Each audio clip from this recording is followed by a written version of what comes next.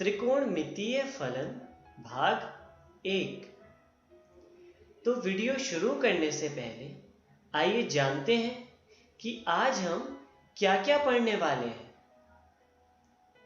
तो हम शुरू करेंगे कोण से, उसके बाद हम पढ़ेंगे डिग्री माप तथा सबसे अंत में हम पढ़ेंगे रेडियन माप। तो चलिए वीडियो शुरू करते हैं परिचय के साथ। आप सभी किसी एक दिशा में दो सरल रेखा का योग करना जानते ही हैं। आइए देखते हैं। चलिए हम यहाँ पर एक सरल रेखा लेते हैं जिसका नाम है ए बी, तथा हम यहाँ पर इसी दिशा में एक और सरल रेखा लेते हैं जिसका नाम है बी सी। अब अगर मैं आपसे पूछूं कि रेखा AC का मान क्या होगा, तो आप बहुत आसानी से बता देंगे AC बराबर AB प्लस BC। तो रेखा AC का मान आप AB प्लस BC बहुत आसानी से बता सकते हैं। पर चलिए यहां पर इस केस को थोड़ा सा मॉडिफाई करते हैं। हम एक दूसरी रेखा लेते हैं AB तथा रेखा BC को कुछ इस प्रकार लेते हैं। तो यहां पर है रेखा AB और रेखा BC, और हमें फिर से AC का मान ज्ञात करना है। तो क्या यहां पर AC का मान AB प्लस BC होगा? नहीं, यहां पर AC is not equal to AB plus BC। तो इसी तरह की गणनाओं का अध्ययन हम त्रिकोणमिति के अंदर करते हैं। तो चलिए आइए हम त्रिकोणमिति को समझते हैं।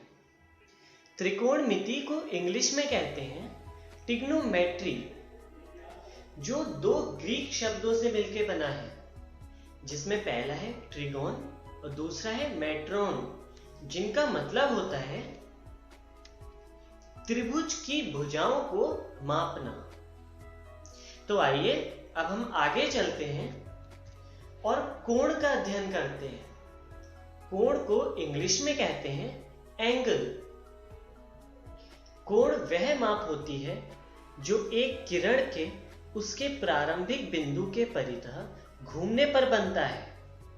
चलिए इसको उदाहरण से समझते हैं। मान लीजिए ये एक किरण है जो अपने प्रारंभिक बिंदु के परितः इस प्रकार घूम रही है, और इसके इस घूमने के माप को ही कोण कहते हैं। तो आइए आगे बढ़ते हैं और प्रारंभिक भुजा को समझते हैं। किरण के घूर्णन की मूल स्थिति को प्रारंभिक भुजा कहते हैं। आइए अंतिम भुजा को समझते हैं। किरण के घूर्णन की अंतिम स्थिति को कोण की अंतिम भुजा कहते हैं। चलिए आगे चलते हैं और कोण के शीर्ष पर नजर डालते हैं। किरण के घूर्णन बिंदु को शीर्ष कहते हैं। अब आइए इन तीनों के लिए हम एक उदाहरण लेते हैं। मान लीजिए ये कोई किरण है जो अपने प्रारंभिक बिंदु के परितः इस प्रकार घूम रही है। तो इसकी प्रारंभिक किरण, जिसे हरे रंग से दिखाया गया है, इसे प्रारंभिक भुजा कहते हैं, तथा अंतिम किरण, जिसे लाल रंग से दिखाया गया है, उसे अंतिम भुजा कहते हैं। तथा इन दोनों के क्रॉस सेक्शनल पॉइंट को शीर्ष कहते हैं। तो चलिए अब हम आगे बढ़ते हैं और धनात्मक कोण के बारे में पढ़ते हैं। यदि प्रारंभिक भुजा व अंतिम भुजा द्वारा बनाए गए कोण का घूर्णन वामाव्रत है, तो उस कोण को धनात्मक कोण कहते हैं। आइए इसे फिगर से समझते हैं। यहां पर हम एक प्रारंभिक भुजा लेते हैं जो वामाव्रत यानी एंटी क्लॉकवाइज घूम रही है। तो एंटी क्लॉकवाइज घूमने की वजह से इस कोण को धनात्मक कोण कहते हैं, जहां पर भुजाओं के नाम इस प्रकार है। यह प्रारंभिक भुजा, यह अंतिम भुजा तथा यह है शीर्ष बिंदु। अब आइए हम ऋणात्मक कोण के बारे में पढ़ते हैं। यदि प्रारंभिक भुजा व अंतिम भुजा द्वारा बनाए गए कोण का घूर्णन दक्षिणावर्त है तो उस कोण को ऋणात्मक कोण कहते हैं। दक्षिणावर्त का मतलब होता है एंटी क्लॉकवाइज। आइए हम इसे फिगर से समझते हैं। इसके लिए हम एक प्रारंभिक भुजा लेते हैं जो दक्षिणावर्त यानी क्लॉकवाइज डायरेक्शन में घूम रही है। तो क्लॉकवाइज यानी दक्षिणावर्त दिशा में घूमने की वजह से इस कोण को ऋणात्मक कोण कहते हैं, जहां पर ये हमारी प्रारंभिक भुजा है, ये अंतिम भुजा तथा ये शीर्ष बिंदु है। तो आइए अब आगे बढ़ते हैं और डिग्री माप के बारे में पढ़ते हैं। इसके लिए भी हम एक प्रारंभिक भुजा लेते हैं जिसे हम मानते हैं कि वामाव्रत दिशा में घूम रही है, मतलब एंटी क्लॉकवाइज डायरेक्शन में, जो कि इस प्रकार अपना घूर्णन कर रही है। और हम मानते हैं कि कुछ समय के उपरांत अपना एक पूरा घूर्णन करके अपनी प्रारंभिक स्थिति पर वापस आ जाती है। और इस पूरे बने कोण को हम 360 डिग्री बोलते हैं। तो इसके अकॉर्डिंग हम कह सकते हैं कि 1 डिग्री बराबर 1/360 गुणा एक घूर्णन, जहां पर ये 1 डिग्री को प्रदर्शित करता है। तो चलिए अब हम आगे बढ़ते हैं और डिग्री से छोटे कोण के कुछ अन्य मात्रकों पर नजर डालते हैं। तो आइए देखते हैं। यहां पर हम 1 डिग्री को लिख सकते हैं 60 मिनट, जिसको इस प्रकार प्रदर्शित किया जाता है। मिनट के लिए हम संख्या को उसके ऊपर डैश लगाकर लिखते हैं। तो आइए देखते हैं कि मिनट से छोटी यूनिट क्या होती है। तो 1 मिनट को लिखा जा सकता है 60 सेकेंड्स, जिसको इस प्रकार प्रदर्शित किया जाता है। यहां पर सेकंड के लिए संख्या के ऊपर डबल डैश लगाए जाते हैं। तो चलिए अब हम आगे बढ़ते हैं और कोण को डिग्री में मापने के कुछ उदाहरण देखते हैं, जिसमें पहला उदाहरण इस प्रकार है। यहां पर हम एक किरण लेते हैं जो एंटी क्लॉकवाइज यानी वामाव्रत दिशा में एक कोण बनाती है। तो अगर आप ध्यान से देखें तो यह कोण लंबवत कोण से आधा है, तो इसलिए इसको हम बोलेंगे 45 डिग्री। आइए अगला उदाहरण देखते हैं। इसमें भी हम एक रे लेते हैं जहां पर दूसरी रे इससे इस तरह कोण बना रही है, जो कि एक लंबवत कोण है, इसलिए इसको हम बोलते हैं 90 डिग्री। आइए अगला उदाहरण देखते हैं, जिसमें हमारी पहली किरण इस प्रकार है तथा कोण बनाने के बाद अंतिम किरण इस प्रकार है। तो यह हमारा पूरा कोण 180 डिग्री कहलाता है, इसलिए सरल रेखा पर बने कोण को 180 डिग्री कोण कहते हैं। आइए आखिरी उदाहरण देखते हैं। यहां पर हमने प्रारंभिक किरण बनाई है तथा इससे एक कोण बनाती हुई अंतिम किरण इस प्रकार है।